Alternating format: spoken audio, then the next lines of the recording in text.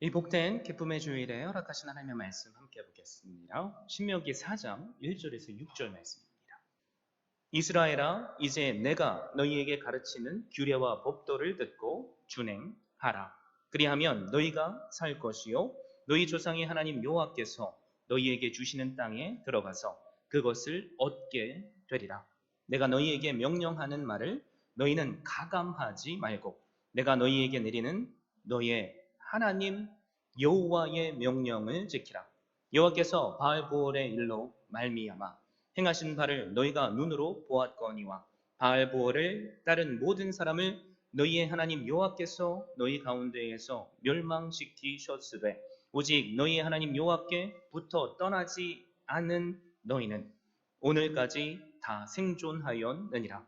내가 나의 하나님 여호와께서 명령하신 대로 규례와 법도를 너희에게 가르쳤나니 이는 너희가 들어가서 기업으로 차지할 땅에서 그대로 행하게 하려 함인즉 너희는 지켜 행하라. 이것이 여러 민족 앞에서 너희의 지혜요 너희의 지식이라. 그들이 이 모든 규례를 듣고 이르기를 이 큰 나라 사람은 과연 지혜와 지식이 있는 백성이로다 하리라. 아멘. 저는 이 복된 주일에 주신 말씀을 힘입어서 말씀을 준행하라 라는 제목으로 말씀을 증거하고자 합니다. 우리가 함께 살펴볼 오늘의 말씀은 신명기죠.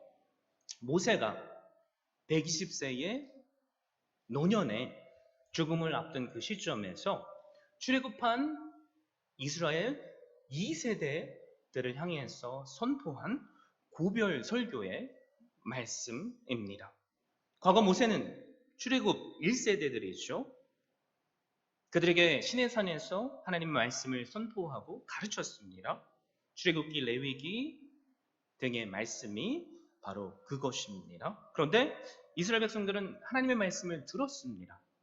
분명히 들었지만 그 말씀대로 순종하지 못합니다. 그래서 40년간 광야에서 방황하며 살기는 살았는데 사람답게 살지 못하고 죽었습니다. 그렇게 40년이 흐른 시점입니다. 죽기 바로 한 달여쯤에 약속의 땅 가나안에 들어가야 할 출애굽 2세대를 향해서 유언의 말씀을 전한 겁니다. 그래서 우리가 함께 쭉 읽지는 않았지만 신명기 1장에서 3장 말씀은 과거 광야 40년을 지금 이스라엘 백성들로 회상하게 해주는 말씀입니다. 특별히 가데스 바네아에서 가나안 땅을 정탐했죠. 그리고 대부분의 정탐꾼들이 하나님의 말씀을 거역하고 그 결과로 광야를 40년 동안 방황하게 된 말씀이 1장의 말씀입니다. 그리고 요단 동편 헤스본 왕 시온과 바산 왕 옥을 쳐서 정복한 이야기가 바로 2장의 말씀입니다. 이 두 이야기를 지금 모세가 선포하는 데는 이유가 있어요. 한 사건은 하나님의 말씀대로 순종하지 않으므로 실패한 이야기입니다. 그런데 다른 한 사건은 하나님의 말씀대로 순종함으로 승리하고 그 땅을 기업으로 삼은 이야기입니다. 그리고 오늘 우리가 살펴볼 4장 말씀이 이어지는 겁니다. 신명기 말씀을 쭉 다 읽어보신 분들은 알겠지만 신명기의 말씀의 핵심은 사실 4장 말씀에 있습니다. 모세가 정말로 하고 싶은 유언의 말이 4장 우리가 오늘 살펴볼 말씀이라는 거죠. 자, 그렇다면 모세가 마지막으로 이스라엘 백성들에게 선포하고 싶었던 유언의 핵심이 뭡니까? 그게 세 단어로 우리는 신명기를 요약할 수 있습니다. 마음에 꼭 새기십시오. 들으라, 행하라, 살리라.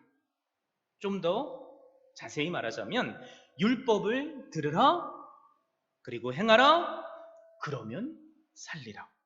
여러분, 이 세 마디가 사실 신명기의 엑기스이자 핵심입니다. 모세가 지난 광야 생활을 통해서 실패한 사건을 언급한 데는 당연히 이유가 있죠.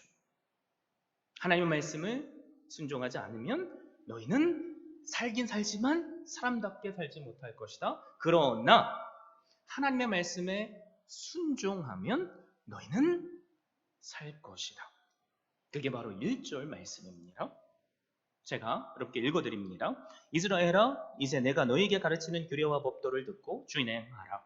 그리하면 너희가 살 것이요 너희 조상의 하나님 여호와께서 너희에게 주시는 땅에 들어가서 그것을 얻게 되리라. 이스라엘 백성들은 젖과 꿀이 흐르는 약속의 땅에 들어가기만 하면 된다고 생각했습니다. 그런데 하나님은 그게 다가 아니라고 말씀하시죠. 가나안 땅이라는 그 땅에 너희가 들어갔을지라도 너희가 하나님의 자녀된 축복을 누리며 살기 위해서는 해야 될 게 있답니다. 그게 뭐예요? 하나님의 말씀대로 순종하는 겁니다.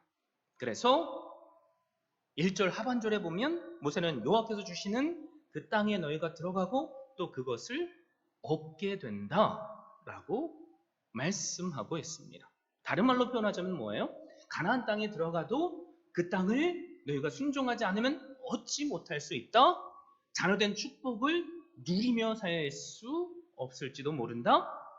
가나안 땅에 있지만 너희들의 삶은 사실 광야처럼 고난이 될 수도 있다라는 의미가 있습니다. 여러분, 세상의 모든 부모들 자녀들을 다 사랑하죠. 그리고 자녀가 잘 되기를 바랍니다. 우리 아버지 되시는 하나님도 마찬가지예요. 우리가 고난의 광야를 걷는 것을 하나님은 원치 않으십니다. 우리가 원하는 게 뭐예요? 축복의 가나안 땅을 살기를 원하신다는 거죠. 여러분, 우리 가운데 혹시 나는 하나님의 자녀인데 내가 지금 서 있는 자리가 광야라고 느끼시는 분 계세요? 자녀로서 하나님께서 부어주시는 축복을 누리며 살아야 되는데 왜 내 인생은 이렇게 초라한가 생각되시는 분 계십니까? 그러면 오늘 너무 잘 오셨어요. 선포할 하나님의 말씀에 귀를 기울이시고 집중해 주십시오. 그러면 우리의 광야를 뭐예요? 생명으로, 축제로, 기쁨으로 바꿔주시는 하나님의 은혜를 모두 다 누리게 될 줄로 믿습니다. 자, 그러면 우리가 어떻게 해야지 축복의 삶을 살 수 있죠? 축제 같은 삶을 살 수 있죠? 두 가지입니다. 첫 번째는 뭐냐면 하나님의 말씀을 듣는 겁니다. 그리고 두 번째는 하나님의 말씀대로 준행하는 겁니다. 첫 번째가 뭐라고 그랬죠? 하나님의 말씀을 듣는 거라고 했죠. 우리가 지난 시간에 함께 나눴습니다. 하나님의 말씀을 듣는 것은 내 길을 즐겁게 하기 위해서 듣는 것이 아니라 뭐라고 했습니까? 연구하는 거다. 그리고 묵상하는 거다. 또 묵상은 하나님의 말씀을 먹는 거다. 우리가 음식을 먹을 때 이 음식이 우리의 육체 안에 들어가서 어떻게 무슨 화학작용을 일으켜서 우리에게 에너지가 되는지를 이해하지 못할지라도 그 음식은 우리의 에너지원이 됩니다. 하나님의 말씀도 마찬가지죠. 쓰여진 말씀이 우리의 영혼의 귀한 생명의 양식이 될 때 그 말씀이 어떻게 우리의 삶 가운데 역사하실지는 다 다르겠지만 그 말씀이 결국엔 어떤 말씀이 된다고요? 살아계셔서 역사하시는 말씀이 됩니다. The written word becomes the living word. 지난주에 우리가 함께 상고했습니다. 그래서 1절에 규례와 법도를 듣고라고 말하는 것이 바로 핵심 첫 번째 포인트입니다. 여러분, 그런데 우리가 알죠? 듣는 것만으로는 우리는 사실 생명의 말씀을 누릴 수 없어요.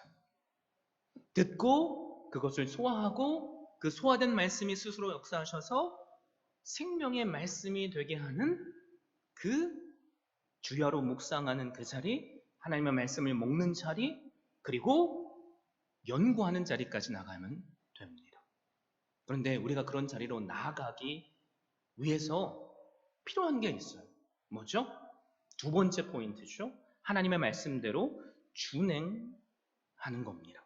그래서 1절에 모세는 강조하죠. 이스라엘아, 이제 내가 너희에게 가르치는 규례와 법도를 듣고 준행하라. 그리하면 너희가 살 것이요 너희 조상의 하나님 여호와께서 너희에게 주시는 땅에 들어가서 그것을 얻게 되리라. 우리는 다 사실 하나님의 말씀대로 순종한다고 생각하는 게 문제예요. 그렇죠? 나는 순종한다고 생각하는데 내 삶을 돌아보니까 왜 내 삶은 여전히 광야하지? 내 삶은 왜 이렇게 불행하지? 라는 생각이 때때로 우리의 마음을 뒤덮습니다. 그래서 어떤 분은 영적인 침체에 떨어지기도 하고 어떤 분은 신앙의 자리에서 멀어지기도 합니다. 근데 진짜 문제가 뭐예요? 진짜 문제가 뭐죠? 하나님의 말씀대로 순종하는가? 그렇지 않은가가 문제예요. 그래서 모세가 오늘 말씀을 통해서 정말로 하고 싶은 말이 뭐냐면 너희가 하나님의 말씀을 순종한다는데 그게 제대로 된 순종이냐? 바로 이겁니다. 그래서 2절에 뭐라고 말해요? 내가 너에게 명령하는 말을 너희는 이게 중요해요. 가감하지 말고 내가 너에게 내리는 너희 하나님 여호와의 명령을 지키라. 여러분 우리가 하나님의 자녀지만 자녀된 삶을 누리지 못하는 이유가 뭐예요? 하나님을 믿지 않아서가 아니에요. 믿기는 믿는데 문제는 뭐예요? 제대로 믿지 못해서죠. 하나님 말씀대로 순종하지 않아서가 아니에요. 하나님의 말씀대로 때때로 우리는 내가 할 수 있는 최선의 순종을 하는데 문제는 뭐예요? 하나님의 방법대로 말씀대로 순종하지 않는 게 문제입니다. 가감하지 말라. 하나님의 말씀에 무언가를 더하거나 빼지 말라는 거죠. 여러분 그런데 얼마나 많은 그리스도인들이 주어진 하나님의 말씀에 내 생각을 더하고 또 하나님의 말씀의 원리에서 무언가를 빼고 있습니까?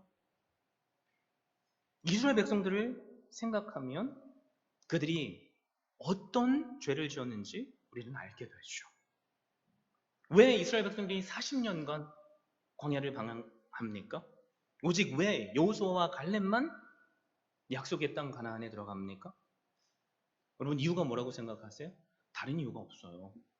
그 이유는 뭐냐면 하나님의 약속의 말씀을 모든 백성들이 받았지만 그 약속의 말씀대로 순종하지 않고 거기에 내 생각과 내 느낌과 내 신앙을 집어넣기 때문입니다. 여러분 가나안 땅을 정탐하는 것은 원래 하나님의 뜻이 아니에요. 그런데 신명기 1장 21절에 보면 이렇게 말씀하죠. 너희의 하나님 여호와께서 이 땅을 너희 앞에 두셨은즉 너희 조상의 하나님 여호와께서 너희에게 이르신 대로 올라가서 차지하라. 두려워하지 말라. 주저하지 말라 한즉. 그런데 백성들은 그 말씀대로 순종하지 않아요. 그래서 22절, 23절, 24절에 이런 말씀이 나옵니다. 너희가 다 내 앞으로 나와 말하기를 우리가 사람을 우리보다 먼저 보내어 우리를 위하여 그 땅을 정탐하고 어느 길로 올라가야 할 것과 어느 성무로 들어가야 할 것을 우리에게 알리게 하자 하기. 내가 여기서 말하는 내가는 여호수아예요. 내가 그 말을 좋게 여겨 너희 중 각 지파에서 한 사람씩 12를 택하며 그들이 돌이켜 산지에 올라 에스골 골짜기에 이르러 그곳을 정탐하고. 여기서 말하는 내가는 모세입니다. 자, 하나님께서는 가나안 땅을 정탐할 필요가 없다고 했습니다. 믿음으로 두려워하지 말고 그 땅을 정복하면 된다고 하십니다. 그런데 사람들의 생각은 뭐예요? 우리가 그 땅을 차지하려면 적을 알아야지 승리할 수 있지 않습니까? 그런 제안을 하는 거죠. 모세가 듣기에는 그게 좋아 보여요. 그래서 모세가 무슨 실수를 한 거죠? 하나님의 말씀에 사람의 생각을 더했습니다. 그러면 좋은 결과가 나타나야지 맞는데 하나님의 말씀에 사람의 생각을 더하면 어떤 일들이 일어나죠? 하나님의 말씀에 능력을 잃어버려요. 정탐꾼 12를 보냈습니다. 보고 돌아왔습니다. 여호수아와 갈렙은 하나님의 편에 서서 우리가 그 땅을 점령하자 하나님께서 우리와 함께 하시면 우리가 필히 그 땅을 차지할 수 있을 것이다 라고 선포합니다. 그런데 10명의 정탐꾼들은 뭐라고 말하죠? 아니다. 그들은 거인이고 그들의 손에는 우리가 감히 상상할 수 없는 최신 무기가 들려있다. 우리의 손을 봐라. 우리는 농기구밖에 없는데 변변한 무기가 없는데 만약에 우리가 그들을 치러 가면 우리는 그들의 밥이 될 것이다. 우리는 메뚜기처럼 그들에게 짓밟혀 버릴 것이다. 10명의 말이 온 이스라엘의 말이 되었어요. 그리고 그들은 모세를 향해 불평합니다. 모세를 죽이려고 합니다. 하나님께서는 뭐라고 말씀하시죠? 모세에게 불평한 것이 나에게 불평한 것이다 라고 말씀하시고 정탐꾼들이 가나안 땅을 정탐한 40일을 1년을 계산하셔서 40년간 광야를 방황하게 하십니다. 지금 살아있지만 하나님의 자녀답게 살지 못하게 하신 거죠. 여러분, 여호수아와 갈렙이 왜 약속의 땅에 들어갔어요? 민수기 14장 24절에 그 이유가 나와요. 그러나 내 종 갈렙은 그 마음이 그들과 달라서 나를 온전히 따랐은즉 그가 갔던 땅으로 내가 그를 인도하여 드리리니 그의 자손이 그 땅을 차지하리라. 여러분, 여기에 핵심은 뭐냐면 따랐은즉이 아니라 온전히라는 말입니다. 하나님의 말씀을 내 생각만큼만 따라가면 그게 나는 말씀대로 순종한 것처럼 느껴질 수 있지만 사실 그게 참된 순종이 아니라는 거죠. 하나님께서 우리에게 원하시는 게 뭐예요? 말씀대로 가감없이 온전히 순종하는 것. 이스라엘 백성들이 실패한 이유가 하나님의 말씀을 따르지 않아서가 아니죠. 온전히 따르지 못해서였습니다. 여러분, 그런데 문제는 뭐냐면 출애굽한 2세대 이스라엘 백성들도 부모 세대들처럼 똑같은 죄를 범하고 있다는 겁니다. 그게 바로 3절 말씀이에요.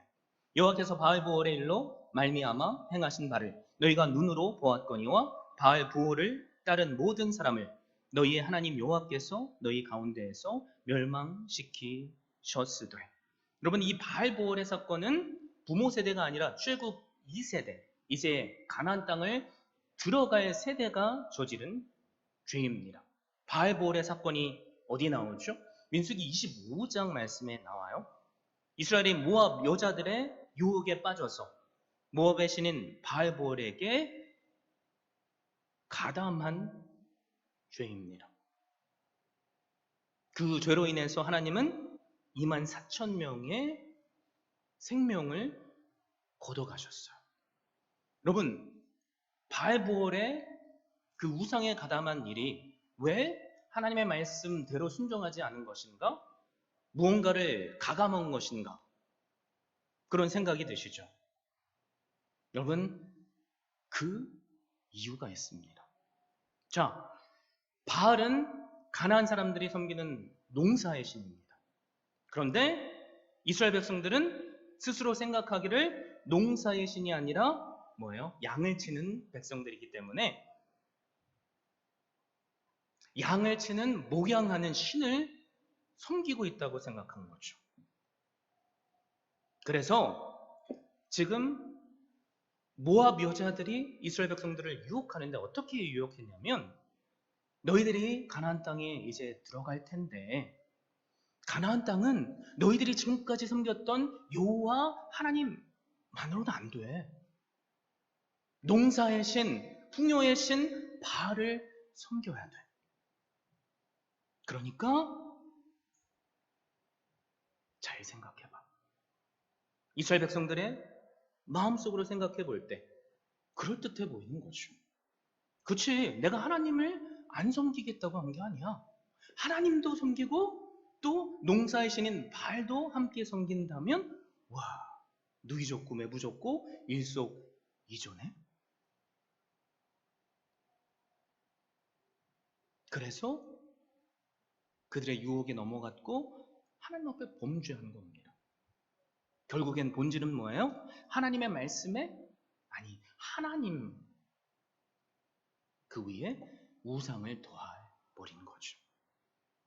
그게 출애굽 2세대들이 행한 하나님 앞에 동일한 범죄입니다. 여러분, 우리가 하나님의 자녀롭게 살기 위해서 필요한 게 뭐예요? 뭘까요? 하나님 말씀대로 순종하는 거죠. 여러분, 그런데 내 순종은 혹시 반쪽짜리 순종은 아닌지 우리 자신을 항상 돌아보셔야지 돼요. 우리가 얼마나 많이 스스로 자부심을 가집니까? 나 정도면 신앙생활 잘하는 거지. 세상 봐봐. 나처럼 새벽 예배에 이렇게 잘 나온 사람이 어디 있어? 나처럼 하나님 말씀을 날마다 주야로 묵상한 사람이 어디 있어? 나처럼 기도를 이렇게 열심히 하는 사람이 어디 있어? 믿음 생활을 더 잘하려고 하시는 분들이 빠지는 함정이 여기 있어요.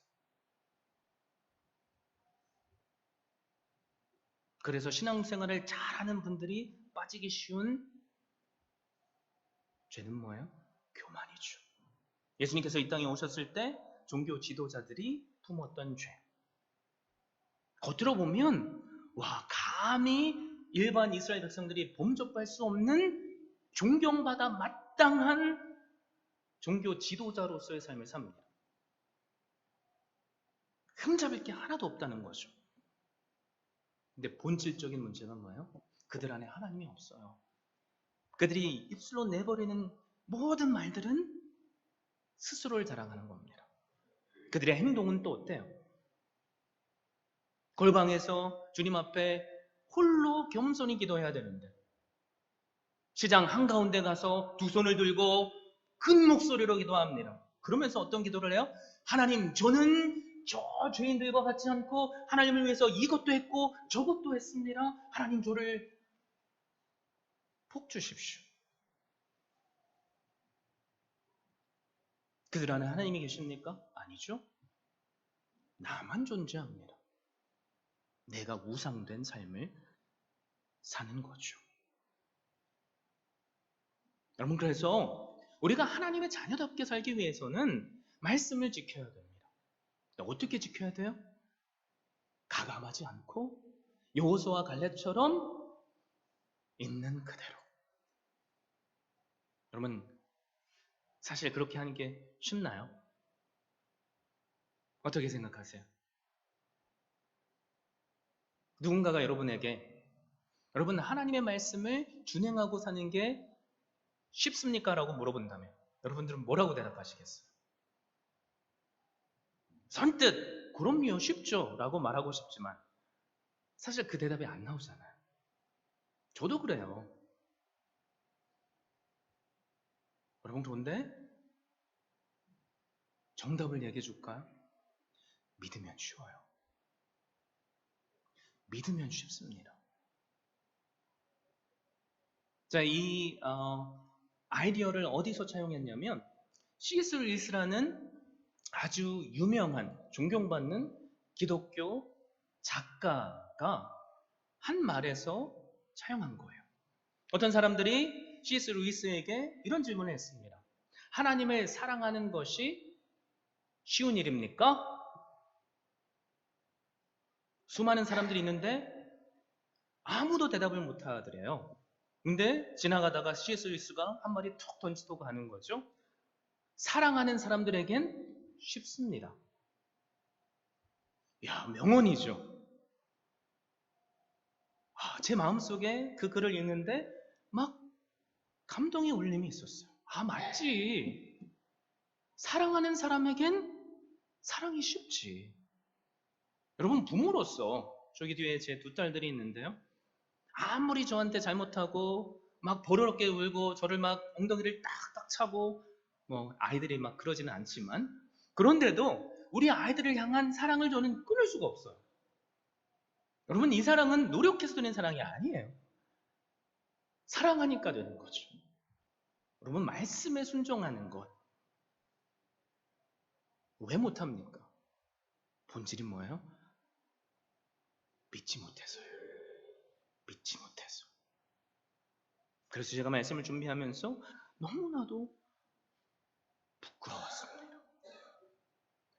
오늘 말씀해 보니까 말씀을 준행하기 위해서 그래서 해야 될 게 있대요.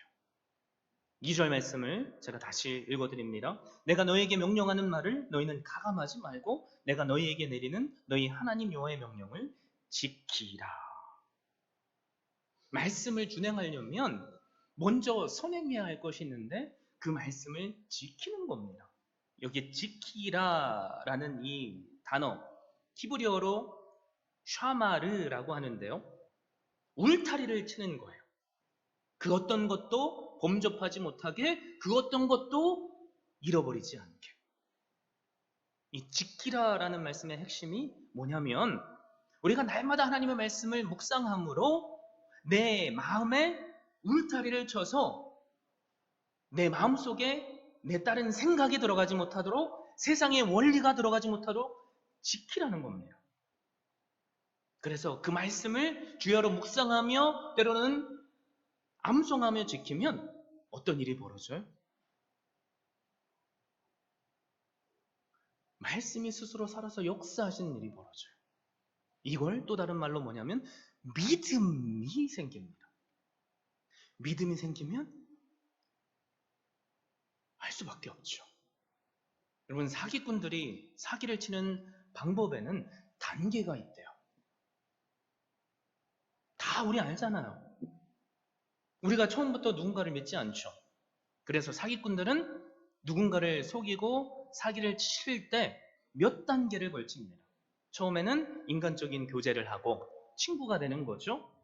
그러면서 자기가 세상에서 얼만큼 잘난 사람인지, 얼만큼 재력이 있는지를 자랑하고 처음에는 막 사줍니다. 선물도 주고. 그리고 나서 이제 그 다음 단계. 조금씩 돈을 빌리는 거죠. 내가 사업을 하는데 1,000달러가 부족하네. 좀 빌려줘봐. 내가 2주에 1,300달러로 갚을게. 빌려줍니다. 딱 2주 만에 1,300달러로 갚아줘요. 그리고 좀 지나서 그 금액을 조금씩 더 늘리고 이번엔 내가 20%로 갚아줄게. 그러면 어떤 일이 일어나는지 아세요? 우리 마음속에 존재했던 의심이 눈 녹듯이 녹아버리고 그 의심은 뭐로 바뀌어요? 믿음으로 바뀌어요. 그래서 신문에서 보면 아니 어떻게 부모가 사기를 당했는데 자녀들도 부모의 말에 혹해서 자녀 이름으로 대출해서 부모님께 돈을 빌려줬대요. 근데 그 부모님이 사기꾼한테 그 돈을 다 갖다 바친 거죠. 지금 이게 세상에서 일어나는 일입니다. 세상의 원리도 그런데 참 부끄러워해야 할 것이 뭐냐면 믿는 자로서 우리는 하나님을 제대로 믿지 못한다는 거죠. 저에게 이 주일에 소망이 있다면 우리 모두가 약속하신 가나안 땅에 뭐예요? 믿음의 여정에 하나님께서 부어주시는 놀라운 축복을 누리면 좋겠어요. 그 비결이 뭐라고요? 믿는 사람에겐 쉬운 말씀대로 준행하는 겁니다. 우리 모두 안에 그런 귀한 믿음의 역사가 일어나서 내가 순종하는 것이 아니라 나에게 허락하신 그 믿음 때문에 나를 순종케 하시며 나로 복된 자리로 이끄시는 그 복을 누리시는 한 분 한 분 되시기를 주님의 이름으로 축원드립니다. 여러분, 그러면 우리가 하나님의 말씀대로 준행할 때 하나님은 도대체 우리에게 어떤 복을 허락하실까? 그게 궁금하죠. 감사하게도 6절에 그 복이 나와요. 6절 말씀을 제가 읽어드립니다. 너희는 지켜 행하라. 이것이 여러 민족 앞에서 너희의 지혜요 너희의 지식이라. 그들이 이 모든 규례를 듣고 이르기를 이 큰 나라 사람은 과연 지혜와 지식이 있는 백성이로다 하니라. 하나님께서 주신 약속이 뭡니까? 우리가 하나님의 말씀을 준행하고 행할 때 여러 민족들 앞에서 우리로 하여금 지혜요 지식이 되는 칭찬을 듣게 하시겠다는 겁니다. 자, 이 약속의 말씀이 주어졌죠. 이 약속의 말씀대로 하나님은 이스라엘 백성들에게 해주셨을까요? 안 해주셨을까요? 그럼 어떻게 생각하세요? 해주셨어요.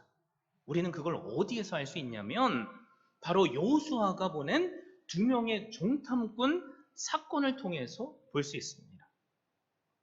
여러분, 여호수아도 어디에요? 가나안 땅을 정탐하게 시켜요.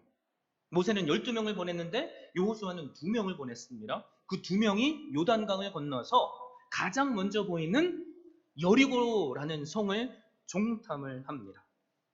이 정탐꾼들이 딱 처음에 들어간 곳이 어디예요? 여호수아 2장을 보면 기생 라합의 집이죠. 그 이유가 있습니다. 기생 라합의 집은 낯선 사람들이 들어가도 의심이 들지 않는 곳이죠. 그리고 수많은 정보들을 쉽게 얻을 수 있는 곳입니다. 그런데 어떻게 돼요?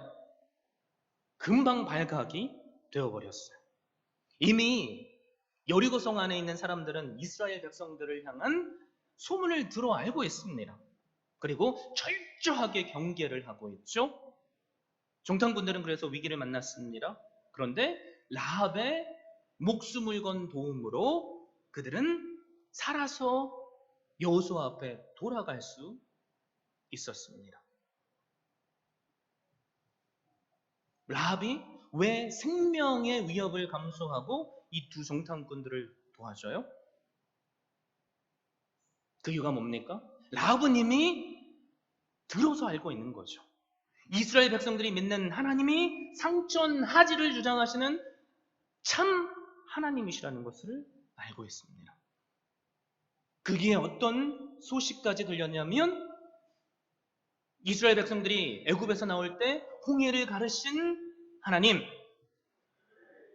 그리고 얼마 전에 아모리 왕 시온과 옥을 존멸시킨 하나님, 그 하나님에 대한 소식을 들어 알고 있습니다. 그래서 라합이 스스로 뭐라고 고백해요? 이 여리고 성 안에 있는 모든 백성들이 하나님께서 행하신 일들을 듣고 마음이 녹아버렸다라고 말합니다. 라합의 입술에는 어떤 고백이 있는 거죠? 하나님이야말로 참된 하나님이라는 고백이 있는 겁니다. 자, 6절 말씀 다시 보세요. 너희는 지켜 행하라. 이것이 여러 민족 앞에서 너희의 지혜요 너희의 지식이라. 그들이 이 모든 규례를 듣고 이르기를 이 큰 나라 사람은 과연 지혜와 지식이 있는 백성이로다 하리라. 여러분, 정확하게 이 말씀대로 이루어졌죠. 순종해서 이방 왕 시온과 옥을 무찌르고 나니까, 순종해서 홍해를 건너가 보니까 이방 백성들로 인해서 너희는 과연 지혜와 지식이 있는 백성이다 라는 고백이 나오시게 하셨습니다. 자, 그런데 우리가 이런 궁금한 생각이 들 수 있어요. 사실 여리고 전쟁도 정탐할 필요가 없는 전쟁이죠. 그렇죠? 모세가 12명의 정탐꾼을 보내지 않았으면 가나안 땅을 정복했을 수도 있을 거예요. 그런데 여호수아는 과거에 자신의 실수를 알고 있는데도 불구하고 왜 2명의 정탐꾼을 보냈을까? 저는 이게 너무나도 궁금했습니다. 그러면서 하나님께서 저에게 주신 깨달음이 있는데, 그게 뭐냐면 여리고는 굳이 정탐할 필요가 없음에도 불구하고 하나님께서 정탐꾼을 보내신 이유는 바로 라합과 그의 집을 구원하시기 위해서라는 겁니다. 놀랍죠? 우리는 여호수아서를 읽으면 죄를 향한 하나님의 진노를 처음 느끼게 되지만 하나님의 진노는 언제나 은혜가 선행이 돼요. 그렇죠? 노아의 홍수를 한번 생각해 보세요. 하나님께서 노에게 방주를 지라고 하실 필요가 뭐 있어요? 그냥 비를 쏟아내 부으시면 멸망당하는 거죠. 그런데 노아의 홍수의 심판 그 앞서도 하나님의 은혜가 있기에 노아와 그 가족들이 살게 된 겁니다. 그렇죠? 라합도 마찬가지예요. 그런데 여러분 한번 스스로 자문해 보세요. 라합이 하나님의 구원하심의 은혜를 받을 만한 자격이 있냐? 여리고성 사는 사람들에 비해서 라합이 무슨 더 선한 사람입니까? 아니죠. 여리고 사람들이 봐도 에이 저 기생 천대받는 주인이에요. 하나님께 구원받을 자격이 있나요? 없죠. 그런데 하나님은 이 라합을 구원해 주셨습니다. 왜요? 하나님께서 구원하시는 사람이 뭐예요? 의인이 아니라 죄인이기 때문에 그래요. 어떤 죄인이죠? 다른 게 아니죠. 하나님을 믿는 죄인. 다시 라합을 생각해 보죠. 라합은 왜 자기 목숨을 걸어요?